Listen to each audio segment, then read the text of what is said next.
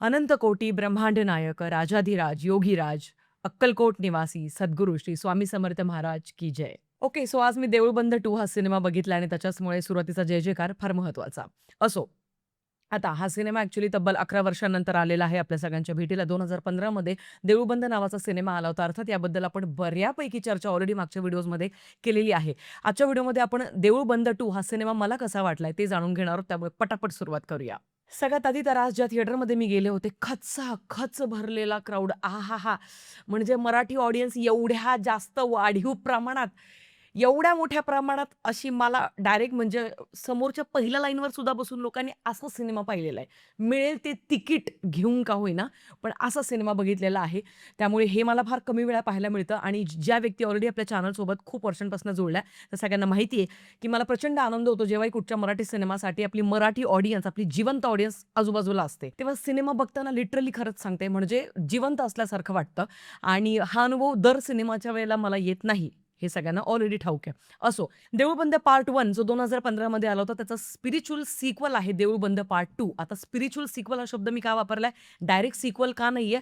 Although आपल्याला star caste सेमच दिसते, बरोबर? आणि ट्रेलर पाहिल्यानंतर सुद्धा मला ती गोष्ट बऱ्यापैकी जाणवली होती, की मला वाटलं का कदाचित हा डायरेक्ट सिक्वल असू शकतो. But I was absolutely wrong. हा डायरेक्ट सिक्वल नाही, हा स्पिरिच्युअल सिक्वल आहे. म्हणजे काय? तर कथा जी आहे ती आता टोटली वेगळी आहे, जिचा पहिल्या कथेशी लिटरली काही संबंध नव्हता.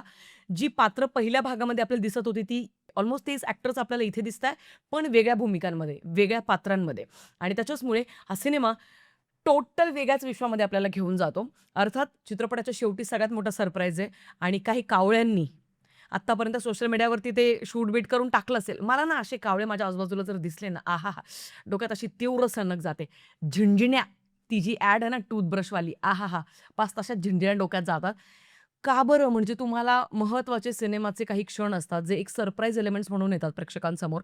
ते टिपावेसे का वाटतात पहिली गोष्ट. बरं चला तुम्ही टिपले, सोशल मीडियावरती अपलोड करावेसे का वाटतात लगेच? म्हणजे त्याच्यातनं काय मिळतं ह्यांना? एक मला हा प्रश्न नेहमीच पडलेला आहे आणि मागे ज्यावेळेला मी एक थिएटरातले छपरी हा जो एक व्हिडिओ बनवला होता, त्या छपऱ्यांमध्ये ॲक्चुअली असे काही कावळे ॲक्चुअली टाकायचे माझे राहिले होते. पण येस आजच्या व्हिडिओमध्ये मी स्पष्टपणे यांना ती छपरी म्हणून एक मला असं वाटतं संज्ञा देतीये आणि आता इथून पुढे अशी छपरी जर का आपल्याला आजूबाजूला दिसली थिएटरमध्ये जे काहीतरी पटकन मोबाईल काढून शूट-बीट करताय, जागीच त्यांना ना म्हणजे जाब विचारायचा आणि ते गोष्ट थांबवायला लावायची. कारण जस्ट डोंट डू इट यार guys, just don't do it. कारण का त्याने काहीच साध्य होत नाहीये. सो आता एक महत्त्वाची गोष्ट अशी आहे, की या चित्रपटाचे जे निर्माते आहेत, त्यांनी असं सांगितलंय, की या चित्रपटाचे तब्बल 11 भाग येणार आहेत. हा दुसरा भाग आहे. अजून 9 भाग येणार आहेत आणि चित्रपटाच्या शेवटी आपल्याला काहीतरी महत्त्वाची अनाउन्समेंट ॲक्चुअली केली जाते, तर त्याबद्दल तुम्हाला समजेलच काय ती अनाउन्समेंट आहे. पण होय, एकूणच आता जर का देऊळबंद 2 या चित्रपटाबद्दल बोलायचं झालं, तर सगळ्यात आधी पॉझिटिव्ह ॲस्पेक्ट्सबद्दल बोलूया. आता चित्रपटाच्या पहिल्या भागामध्ये आपण पाहिलं होतं, एक नास्तिक शास्त्रज्ञ व्हर्सेस स्वामी हे समीकरण होतं.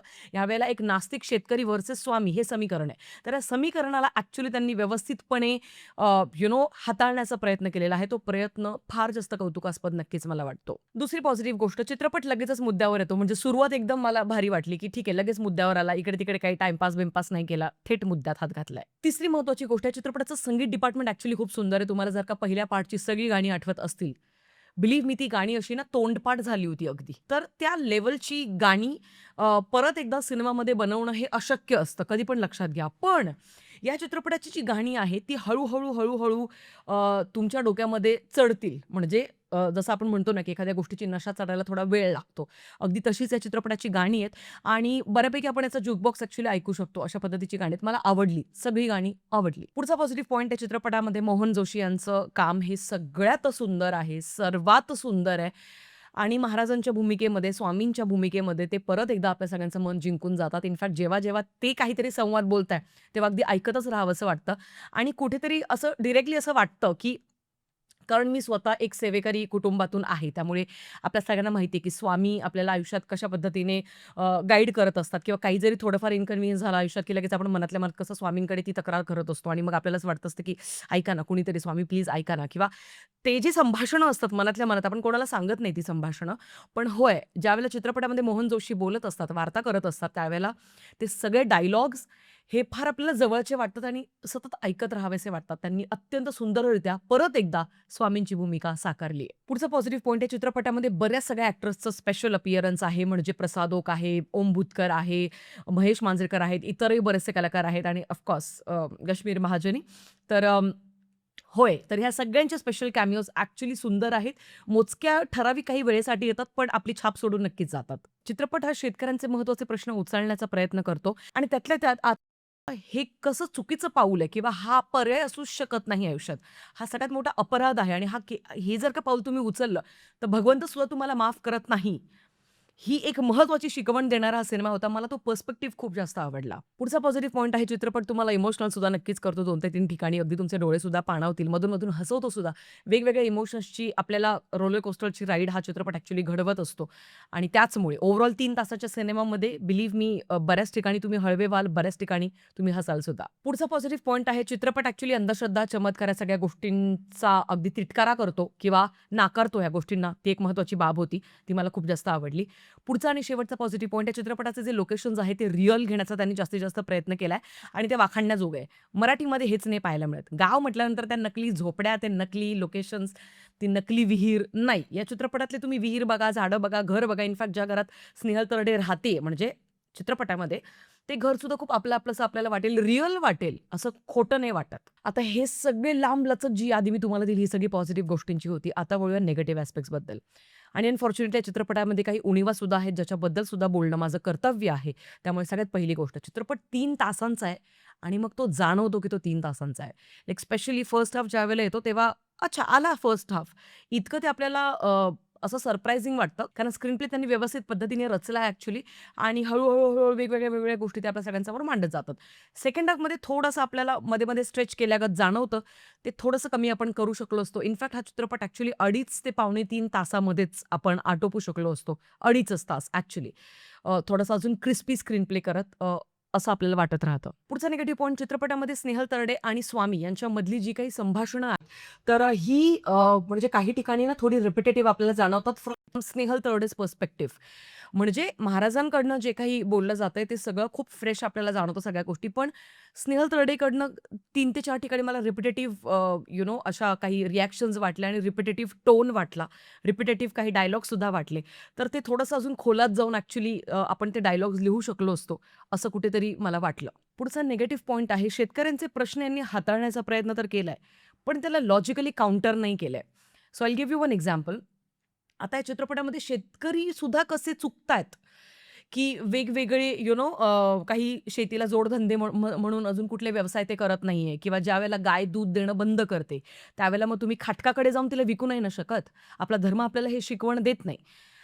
त्यात तुम्ही काय करू शकता किंवा शेतकऱ्याच्या पर्स्पेक्टिव्हने सुद्धा शेतकरी सुद्धा कधी-कधी लगेच हार मानून घेतो, गिव्ह अप करून घेतो, जे की तो अजून ती लढाई लढू शकतो. कारण तो गेल्यानंतर फॅमिली किती मोठ्या संकटात सापडते.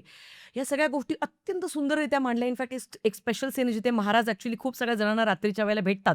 आता मी स्पॉइलर्स नाही देणार आहे. पण महाराज पुस्तक वाचत असतात आणि तेवढ्यात एक व्यक्ती येतो आणि तो असं म्हणतो, की माझा आता 13वा आहे आता काही दिवसांनी. सो तुम्हाला समजेल ज्यांनी चित्रपट बघितलाय. तर मला तो अख्खा सीन खूप आवडला. तो अख्खा पर्स्पेक्टिव्ह खूप आवडला.